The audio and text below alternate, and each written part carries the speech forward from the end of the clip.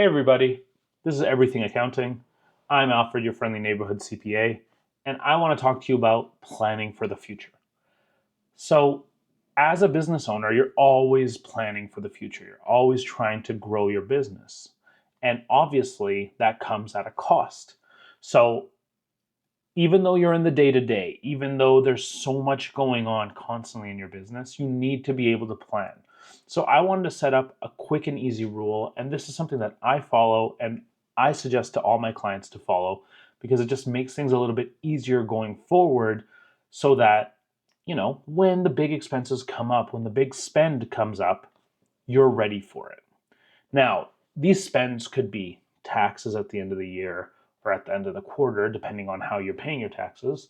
This could be capital expenditure. So, capital expenditure is buying bigger items or spending on bigger items that you're not used to spending month over month. So, that could be a new hire, that could be purchasing a new building or office space, that could be spending on a truck or construction equipment or digital equipment or whatever it is, anything that you would consider high value or high expenditure would go under a capital expense. And then on top of that, I like to plan for dividends to be paid out. So me as the sole owner of Zagul Consulting, it's not as definitive when I'm going to be taking out dividends or when I would need to take out dividends. So it makes it a little bit easier. But if you have partners, if you have multiple people that are being paid out in terms of profit share or what have you, this is a good way to plan. So my suggestion has always been a 4-step or a 4-bank account plan. The 4 bank accounts that I will be talking about is the operating account, a tax savings account, a capital expenditure account, and a dividend account. Those 4 essentially will break up all the money coming in and out of your business and allows you to plan seamlessly for the future. So the operating account as the first account, it's fairly simple in the sense of this is your day-to-day account. This is where money is going to come in, money is going to come out, and your monthly expenses and earnings are going to come and flow through. Everyone starts off with this account. This is just your main bank account. Nice and easy, nothing to worry about there. Now, where it starts to get a little bit more in depth in terms of the planning is the tax savings account. So in Canada, you have to pay taxes at the end of the year. That is your RC or RP or your RT accounts. So those are all your GST, HST filings, your source deduction filings, and of course your income tax filings. Now, if you don't know what those are, I have another video up. Take a look basically before you hop into this and plan for those as well. But this is basically just to plan for any tax liabilities that are coming up. The easiest way to account for this is knowing your tax rate, number one, especially with corporate taxes, understanding your tax rate and understanding your GST, HST taxes, as well as your source deductions. Now, I run payroll through a software that actually calculates and submits on my behalf. So it's easily calculated month over month. I don't really have to worry about it too much. I just track it, make sure that it's submitted monthly, and then we're good to go. So that's one less headache that I have to worry about. In terms of GST, GST is 5% of your sales. But the way that GST works, and I've explained that in another video as well, but the way that GST works is it's the 5% charged minus anything that you've paid in terms of income tax credits. So depending on the type of business that you run, if you have a lot of expenses that incur GST as well, the income tax credits will be higher than others where they're more of a service-based business that don't incur any expenses other than payroll. So for myself, the majority of my expenses are payroll or software expenses. So there's not a ton in terms of GST or ITCs that come into play. So I've calculated out my GST to be around 3% of the money coming into my account consistently. Now, I've reviewed this quarterly. I personally review this on a quarterly basis. You can review it monthly, quarterly, semi-annually, whatever you prefer, but making sure that you're accounting for your GST properly and putting the cash that's coming in aside right away. So again, for myself, I bill on a monthly basis to my clients. When the money comes in, I put that money aside into that tax savings account. The next play is the RC side. So that is my income tax. Now, I know that on average, based on my tax filings, I'm hitting around 11.5% in terms of taxes. So what I do is, based on my profitability year over year, I calculate out 11% of the profit that's coming in, and I put that money into the tax savings account as well. So again, as the accountant, I kind of know where my financials are at. I kind of know and can plan where it's going to hit at the end of the year. So putting that money aside, I'm able to calculate that pretty seamlessly. Now, if you need help with that, definitely talk to your accountant, definitely talk to a financial advisor about that. But calculate out how much you're assuming. Always assume on the high end, just for safety purposes, but assume based on your tax rate how much of the profit you're going to be hitting. And based on that percentage of profit that you're constantly hitting on your sales, you want to make sure that you put that money aside. So that essentially is your tax savings account. If you're putting the right amounts or even just over, it's fine, right? At least you have the money saved for when you're able to pay down those taxes. So that, in a nutshell, we've discussed operating and the tax savings account. The next one that comes up is capital expenditure. This one is huge, and not a lot of people plan for this one because they typically are like, oh, I have an extra 10, 15, 20, whatever in my account, I'm going to use that for capital expenditure. But you're not really planning at that point. You're just like, whatever I have, I have. So what I like to do is, with this capital expenditure account, I like to put away 50% of my profitability. So again, you fall back to the ideology that if you're hitting 20% profitability on all your sales on average, and again, evaluate that based on how you're doing year over year and based on any changes in your business.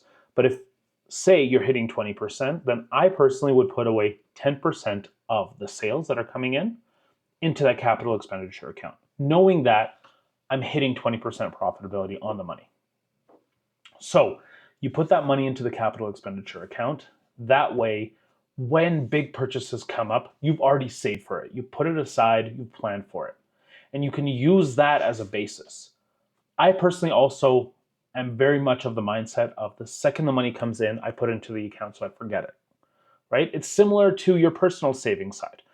Having that money set aside right away before anything else comes up, and saving first before you spend, is always crucial, because you're bound to spend more when the money's in the account. It's just human nature. So you want to avoid that. And 9 times out of 10, unless you're that 10th person that can just save easily, no problem, awesome.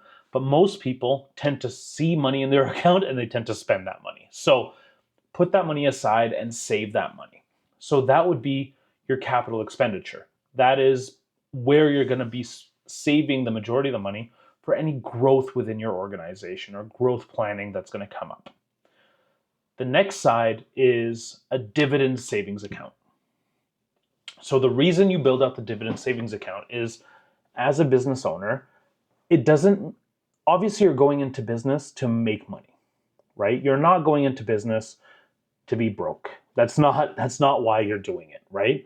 So you want to make sure that you've built up a plan to also pay yourself without drastically impacting the business. So once you've gotten to a point where everything month over month is covered, you're taking care of your business, you're taking care of the growth of the business, you've planned for taxes, you plan for all these items, you're set in that regard. It's always good to have a dividend savings account built out, because whether you need that money or not, you've built up a basis and you've built up a savings account where you can withdraw from to pay yourself dividends when the time comes, when it's required or beneficial, or you just want to take out a consistent amount every month. The amount that I typically fall for, or I typically account for, is anywhere between 15 to 25% of profit. Because that way you are not taking up a lot of your, you're not taking up a lot of your profitability and paying yourself out more than you need to or more than the business can afford to. But at the same time, you're paying yourself just enough in terms of the profitability of the business to keep yourself going and knowing that you're succeeding. Now, whether you choose to take that money or not, that's up to you and your tax planning accountant. Your accountant and you need to have that discussion to see what makes the most sense in terms of withdrawing that money. But having it set aside for a rainy day for you as a business owner is also very beneficial. And even in doing so, when we've calculated everything out, you're not taking out more than 75% of profitability plus the taxes. Let's say you hit around 15% overall, 15 to 16%. We're talking 90% of profitability. So that leaves you a buffer of about 10% to really, just in case other expenses come up or anything that does come up needs to be spent on, you have an additional buffer in your operating account. So that's really where it comes down to, is planning for those items, is planning for the growth of your business year over year, and any residual funds that are left over can just be rolled over year as well. So you want to just make sure that you're saving the right amounts for all these buckets. And by spreading it into these buckets, you know that you've taken care of your books overall. So we've talked about the four main accounts. Obviously, you have your operating account, which is your day-to-day, month-to-month, year-to-year expenditure account, where everything is flowing in and out. That one is your main account. That'll always be your main account. Then you have your tax savings account, which we said you want to account for your tax rate and the GST rates that are going to be coming in. And obviously, if you have source deductions that you have to pay, you want that money flowing in there as well. And that will make sure that you've taken care of your tax obligations for the year. The third account is your capital expenditure account. Your capital expenditure account is for growth and planning for any growth that may come up within the business. And the final account is the dividend savings account. This dividend savings account is important because it benefits you as the business owner, and it's basically your reward for succeeding year over year.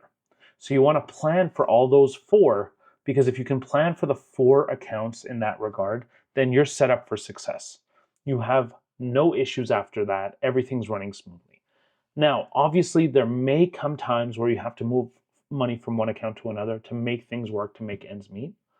But if you've calculated these things properly and you're constantly reviewing your percentages, your profitability, your tax rate, your overall impacts, then you're bound to succeed with this split.